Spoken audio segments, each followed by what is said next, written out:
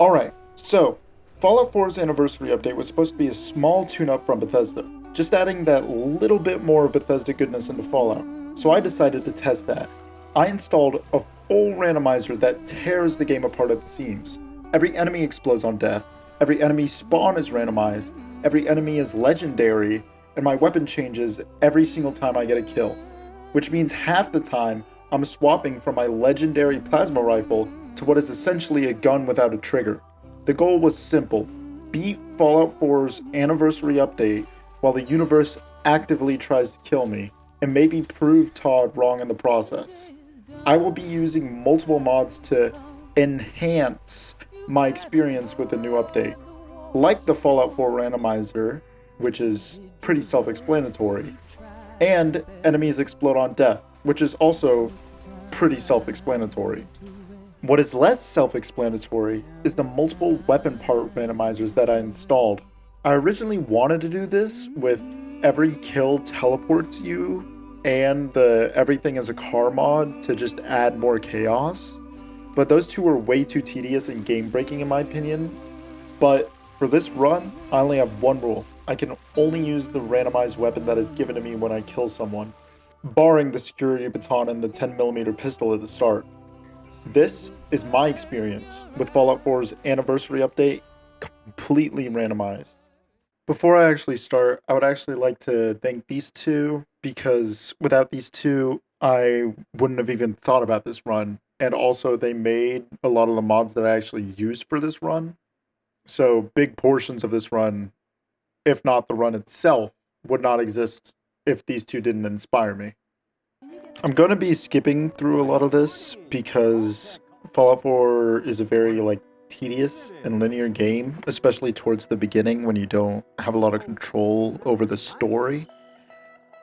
I just do the normal. I didn't even bother editing my character, and I talked to the Vault-Tec rep, and when I was making my character, putting all the special stats, I looked up a character randomizer, and it also gave me a random name. So I used that to make my character. And I also spun the wheel of names, and it landed on the Brotherhood. So that's who I'm going to be siding with for this run.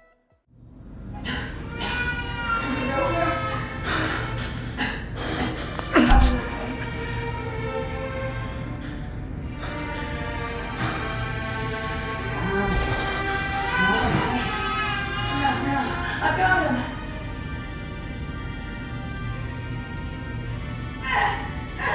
I'm not giving you Sean!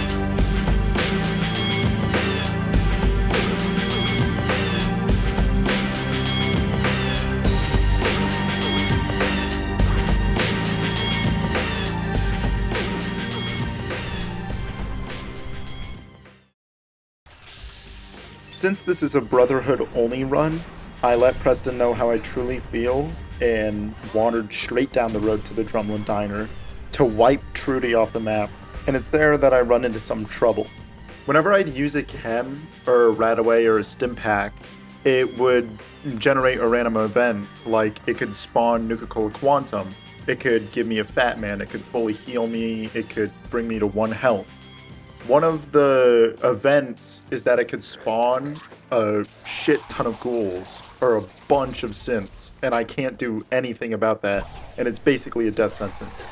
I came across the military frequency that Dance set out to help him in front of the Cambridge police station, so I go to help Dance there. Before I can even get to the police station, Cambridge itself is chaos as everything is blowing up and everything's fighting each other, and it makes me all the more worried for the part that's coming up, actually helping dance with the police station, because I died a lot.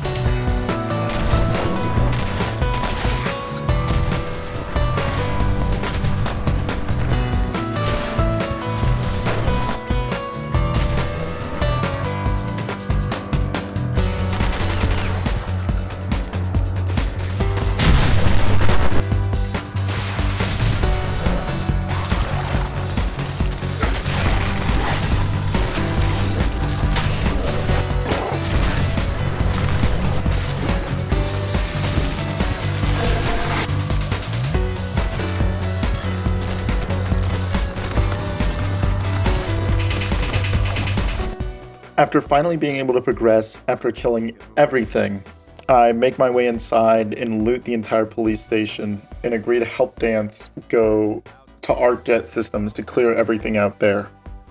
Inside ArcJet Systems, I find a RadAway and use it, and I find out that for some reason my radiation level's glitched and it won't go down.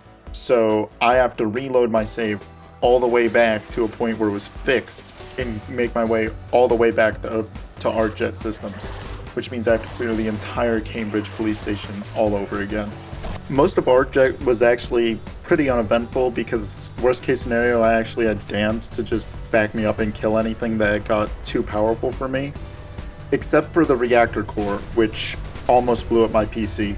Re-meeting back outside with Dance, he congratulates me on a mediocre job and tells me to meet him back at the police station so I can be officially initiated into the Brotherhood. Getting back on track to my main goal, I make my way over to Diamond City and pay Piper a little visit before immediately beelining it to Park Street Station to go save Nick. After running through Boston, I make my way to Swan's Pond and briefly consider fighting Swan, before running into the Torbot and deciding that I would settle on fighting her instead. Inside Park Street Station, I get straight to business and take out Skinny Malone as the very first enemy that's in there. Inside Park Street Station, the upper level isn't all that eventful because everyone's already killed each other, and the only thing left alive in the upper level is a Mirelurk Queen, so I just have to kill her with a Fat Man that I have. The lower level, however, proves to be a little bit more challenging and a little bit more chaotic as there's still a few enemies alive. I progress further to Nick and enter the vault, and it's also pretty uneventful as everything's also killed each other there.